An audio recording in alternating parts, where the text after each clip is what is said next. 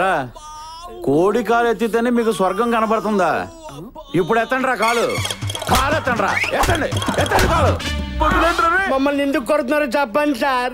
ఏం తప్పు చేశాం సార్? కరెంట్ ఏం తప్పు చేశారా? నుంచి కొట్టడం అంటే ఎలా ఉంటది అనుకున్నాను, ఇలాగ ఉంటుందా? ఎంతమంది కొట్టాడు? కూర్చోండి. అక్కడ కాదు ఏనానా ల్యాండింగ్ ప్రాబ్లమా? కింద కూర్చోండి. ఆ కర్రతో సార్ డైరెక్ట్ ఎరా ప్రేమించకపోతే యాసిడ్ పోస్తారా?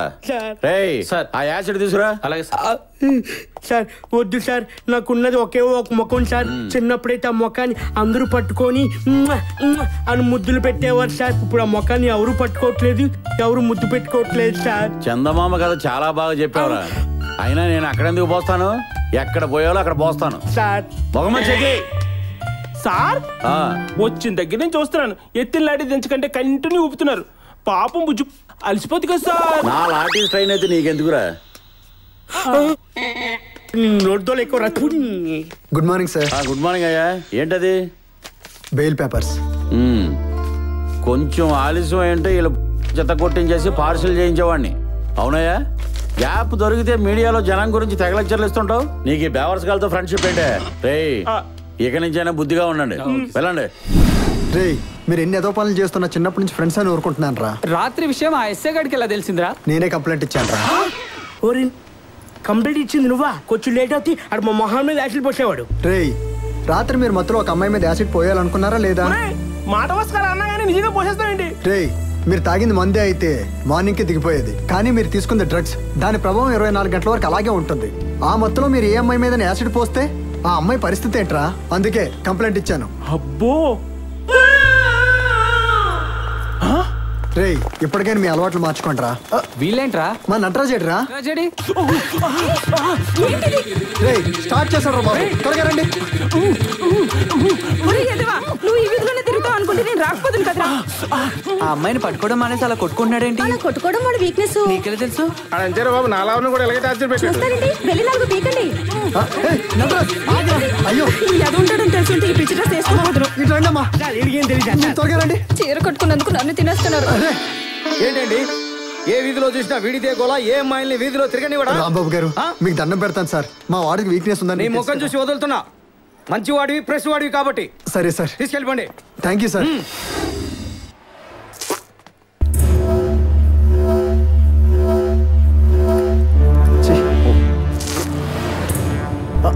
రేయ్ ఏం చేస్తావు నీకు తెలుస్తుందా?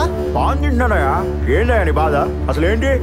పాన్లా తినాలయ్యా, అంతేగాని గేదెలా తినేసి రోడ్ల మీద పేడ వేసినట్లు మనుషుల మీద బస్ స్టాప్ లో వేయకూడదు. సరేనయ్యా, ఇప్పుడు ఏం చేయాలో చెప్పొచ్చుగా. క్లీన్ చేయి. ఎలా చేయాలో చెయ్యి, తర్వాత నేను చేస్తాను. మనుషుల మీద వేయడం తెలుసు కానీ తొడవడం తెలీదా నీకు?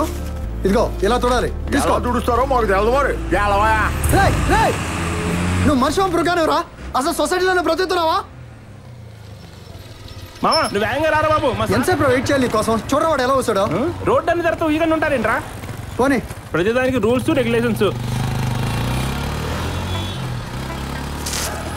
రేయ్ చూసుకోరా ఊసేటప్పుడు మినిమం కామన్ సెన్స్ లేదా? రోడ్డు బాబు అనుకుంటున్నావా? వస్తా నోట్ చేసుకుంటా. నాకు నువ్వు ముందు అర్జెంట్గా పోలీస్ స్టేషన్కి పోనీరా.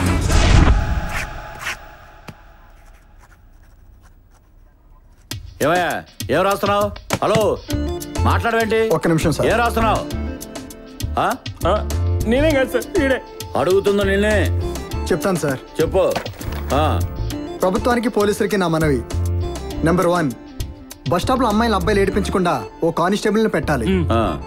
నెంబర్ 2, బస్ స్టాప్ లో పాన్ నమిలి వస్తే 500 రూపాయలు ఫైన్ పెట్టాలి. అది కూడా నువ్వే డిసైడ్ చేసావు అన్నమాట. మీరంటే అభిమానం సార్. నెక్స్ట్ నెంబర్ 3, బస్సుల్లో అమ్మాయిలు అబ్బాయిల సీట్లలో అబ్బాయిలు అమ్మాయిల సీట్లో కూర్చొని రెస్పాన్సిబిలిటీ లేకుండా ప్రవర్తిస్తున్నారు సార్. అబ్బా దానికి 1000 రూపాయలు ఫైన్ పెట్టాలి సార్. కానిస్టేబుల్స్ వీడికి పబ్లిక్ రెస్పాన్సిబిలిటీ చాలా ఎక్కువగా ఉంది, బయటికి లాగండి.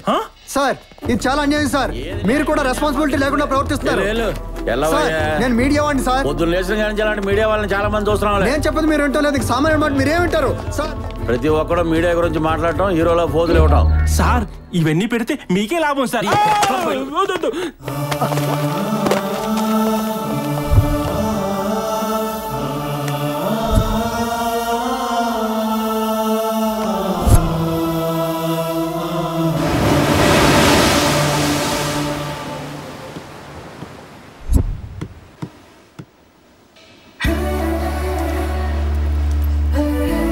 ప్రపంచంలో ప్రతి పని స్వార్థంతో ముడిపడి ఉంది, ఒక్క ప్రేమ తప్ప.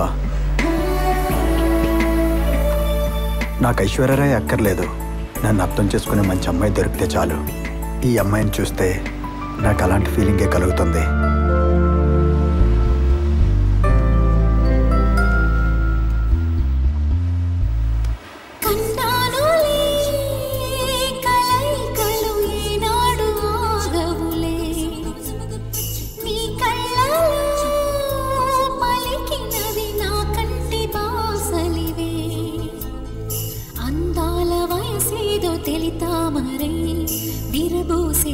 పేదో నాలో నీ పేరు నా పేరు తెలుసా మరి, హృదయాల కథ మారే నీలో బలపందుకే కలిపేనులే ఒడి చేరే వయసిన్నడా.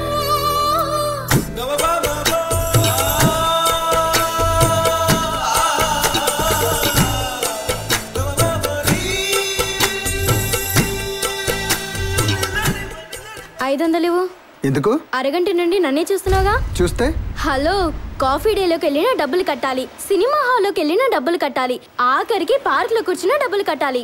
అది ఎంటర్టైన్మెంట్. నేను పిప్పర్మెంట్ ని. సిగ్గులేదు? అది నన్ను కని పారేసిన ఎదలుకుండాలి. సారీ.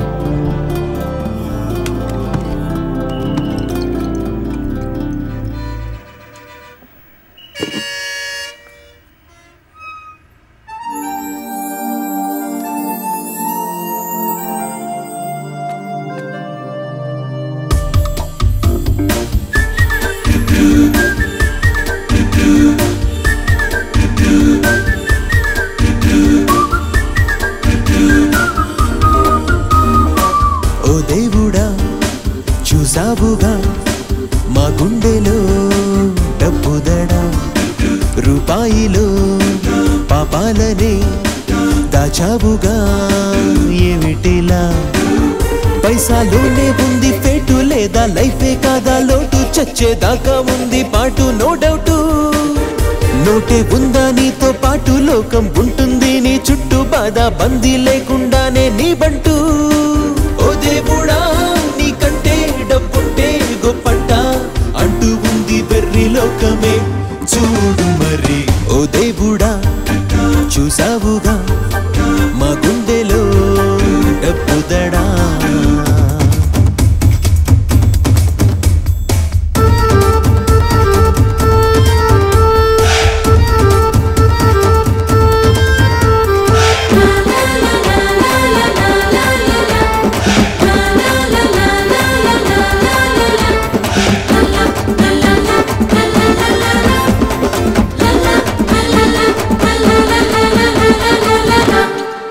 ఉన్నోళ్ళంటూ లేనోళ్ళంటూ తేడా లేదా ఈ డబ్బులో, ప్రాణాలైనా మానాలైనా పోనే పోవా ఈ సొమ్ములో.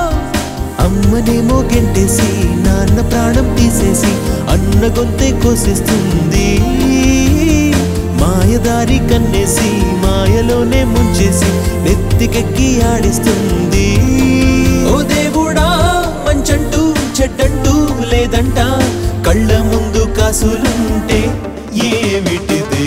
ఓ దేవుడా చూసావుగా మా గుండెలో డబ్బుదడా.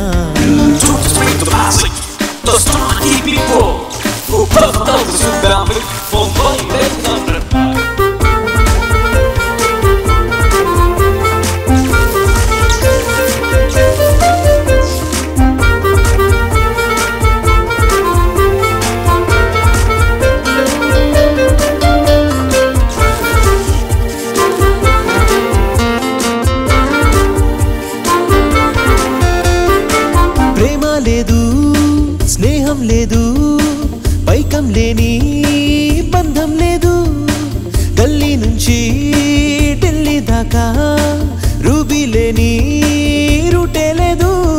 డాలర్ ఉంటేనే సారు, లేకపోతే చెడతారు, రోడ్డు మీదే పడిపోతారు. డబ్బు కోసం పుడతారు, కప్పు కప్పైపోతారు, మందులేని జబ్బన్న వినరు.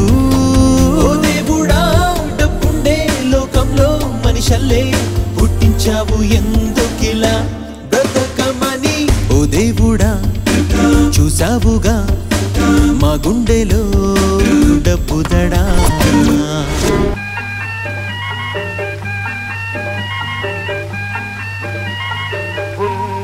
రాత్రి పూల రాత్రి